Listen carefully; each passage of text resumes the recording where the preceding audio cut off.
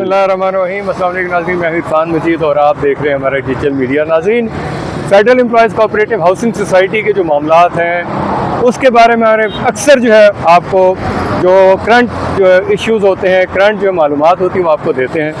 तो काफ़ी दिनों से सफदर हुसैन साई साहब जो इस आने वाले इलेक्शन में सदर के उम्मीदवार हैं, वो क्योंकि वक्तन फ़वक्तन हम उनको स्टूडियो में बुलाते रहते थे और इन्फॉर्मेशन आपके साथ शेयर करते थे, और जो करंट इश्यूज़ होते हैं उसके ऊपर सफदर हुसैन साई साहब जो हैं वो आपको मालूमात देते रहते हैं। तो आज फिर हमने उनको टाइम लिया है क्योंकि आज हाई कोर्ट इस्लामाबाद में जस्टिस आज़म खान साहब की अदालत में केस था जिसकी रिट पिटिशन थी 3249, जो कि Mohammad Shahzad versus federation of Pakistan में, क्योंकि इसमें सफदर हुसैन साई साहब क्योंकि पार्टी है उन्होंने सीएम डाली हुई थी। तो आज की प्रोसीडिंग जो है उसके बारे में हम सफदर हुसैन साई साहब से जो है उसकी इन्फॉर्मेशन लेते हैं। सर, बहुत शुक्रिया कि आपने टाइम दिया है और जो मालूमात हैं आज के केस के बारे में, जो लोगों के अंदर इस्तराब पाया जाता है कि आप उसके मुतालिक लोगों को बताइएगा।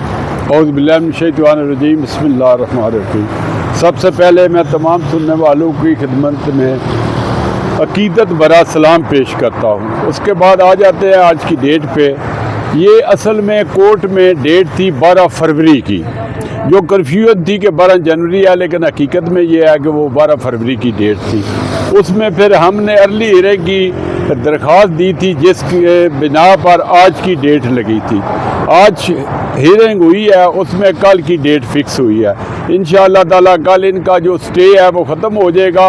एक और इन्होंने बरीक वारदात डाली हुई है, बज़ाहिर दवाइया तकरीब भी हो गई है, अख्तामी तकरीब भी हो गई है, लेकिन इन्होंने नेशनल असम्बली से मिलकर एक बरीक वारदात डाली है कि ये 4 माह और मांग रहे हैं, लेकिन लोगों को ये तासर दे रहे हैं कि हमारा टेन्योर ख़त्म हो गया है, हम जा रहे हैं, लेकिन हकीकत में ये 4 माह और जो है ना वो मांग रहे हैं। तो हमारी तो ये कोशिश है कि इनको और 3 साल दे दिए जाएँ, जो बकाया काम है लोगों के वो भी कर सके, जो रही सही क्या कहते हैं उसकी चीज़ें बकाया रह गई हैं सोसाइटी की, ताकि वो भी फ़रोख्त करके ये जाएँ, ताकि इनका पेट जो है भरना तो फिर भी नहीं है, लेकिन चलो इनकी जो ख्वाहिश है दरीना वो पूरी हो जाए। तो हम तमाम लोगों से भी मैं यही अपील करता हूँ कि हम मिल के एक दरख्वास्त दें कि इन्हें 3 साल और दे दें, क्योंकि ये काम बहुत अच्छा कर रहे हैं। नहीं सफदर साहब, मेरा तो ये ख्याल था कि इनको लाइफ टाइम के लिए प्रोजेक्ट दे दिया जाए, क्योंकि इनके अक्सर लोग जो हैं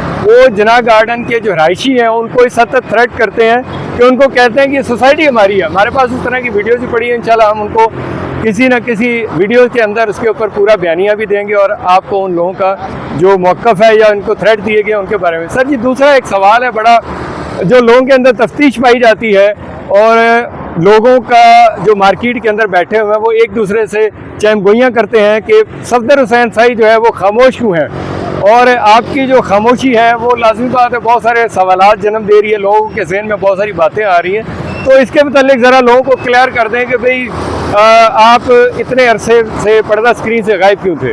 वो मैं बता देता हूँ कि वो एक कहते हैं सिख था, उसको अदालत से सज़ाए मौत हो गई। उन्होंने पूछा आपकी आखिरी ख्वाहिश क्या, उसने कहा अभी से क्या बताऊँ, वक्त आने दे बता देंगे तुझे ऐ आसमां, अभी से क्या बताएं क्या हमारे दिल में है। कोई भी खामोशी जो होती है वो किसी न किसी तूफ़ान का पेश खैमा होती है।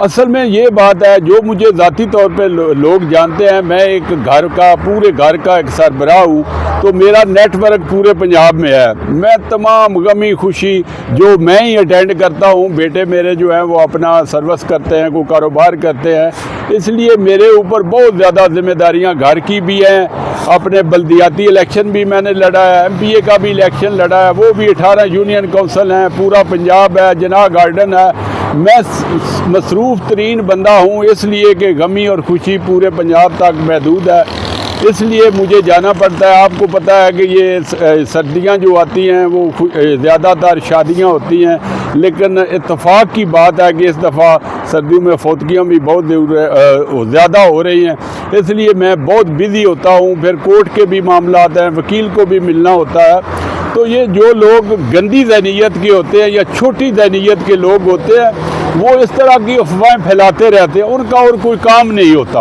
उन्हें हमें तो बेशुमार जिम्मेदारियां हैं जिनको निभाना होता है। तो ये वक्त बता देगा कि क्यों, कौन खामोश था, किसने क्या किया और उसका माजी क्या है। ये जो मेरे लोग मेरे माजी से वाकिफ़ हैं, मुझे अच्छी तरह जानते हैं कि मैं क्या हूँ, कौन हूँ और क्या करता हूँ। अल्लाह का फजलो करम है कि मैंने पूरी ज़िंदगी में एक ही बात सीखी है कि लोगों का काम करो, लोगों के काम आओ और अपनी इज़्ज़त में इजाफा करो। बंदा वही होता है, अपने लिए तो सब जीते हैं, जो किसी के लिए जीता है असल बंदा वो होता है। तो खुदा का फजलो करम है मेरे ऊपर स्पेशल कि मैं दिन में कोई ना कोई ऐसा काम करता हूँ, किसी न किसी के काम आता हूँ। तो मेरी तो ज़िंदगी पूरी इसी तरह वक्फ है।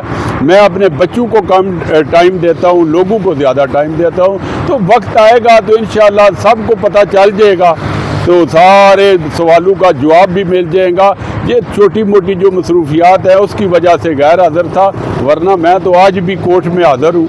बहुत शुक्रिया जी सफदर हुसैन साहिब साहब। वैसे तो ये पूरा इलाका पिंडी, इस्लामाबाद और पूरे पंजाब के अंदर लोग जानते हैं कि सफदर हुसैन साहिब साहब का जो विज़न है या उनकी जो तबीयत है या उनकी जो मसरूफियत है वो हर बंदा जानता है। लेकिन मुझे शर्म आती है उन लोगों पे जो मौजूदा मैनेजमेंट कमेटी में बैठे हुए हैं, ख़ास तौर पे सेक्रेटरी साहब और इस तरह के जो साथ इनके लेले चेले हैं, उनके ऊपर शर्म आती है कि उन्होंने मार्केट में ऐसी बकवासियात जो हैं वो फैलाई हुई हैं कि सफदर हुसैन साहिब के साथ हमारी ये कोई कमिटमेंट हो गई है, वो मैनेज हो गए हैं या उन्होंने कुछ ले लिया है। ये गंदा ज़हन है उनका, गंदी उनकी सोच है और गंदी उनकी सियासत है, जिसके ऊपर तमाम लोग पहले भी जानते हैं वो मौका परस्त हैं। और जो बंदा स्टेट लाइफ का एजेंट रह चुका हो उसके मुतल्लिक और क्या कहा जाए कि उसकी जहनीत वही स्टेट लाइफ वाली है। ये तो अल्लाह ताला ने उसको एक इज़्ज़त दी थी, लेकिन उसको वो इज़्ज़त रास नहीं आई। लेकिन उसके बावजूद भी उन लोगों ने बेशर्मी की हद की हुई है और लोगों के ऊपर इल्ज़ाम तराशियाँ जो है वो पहले भी करते थे और आज भी कर रहे हैं। तो इंशाल्लाह मज़ीद भी जो अपडेट्स होंगी कोर्ट कचहरी की या जो सोसाइटी से रेलिवेंट कोई भी मामला होगा, हम उसके मुतालिक आपको वक्तन फ़वक्तन आगाह करते रहेंगे। इसी के साथ वो पहले भी मैं एक 2-3 विलाग में ये शेर पढ़ चुका हूँ, माना कि हमारी ज़ात में 100 ऐब से ही बिकते नहीं खुदा की कसम हम फ़कीर लोग। इसी के साथ अपने होस्ट इरफान मजीद को और सफदर साहिब साहब को इजाज़त दें। अल्लाह ताला हम सब पे करम करे, हमें भी दुआ में याद रखिएगा। अस्सलाम वालेकुम वरहमतुल्लाह। खुदा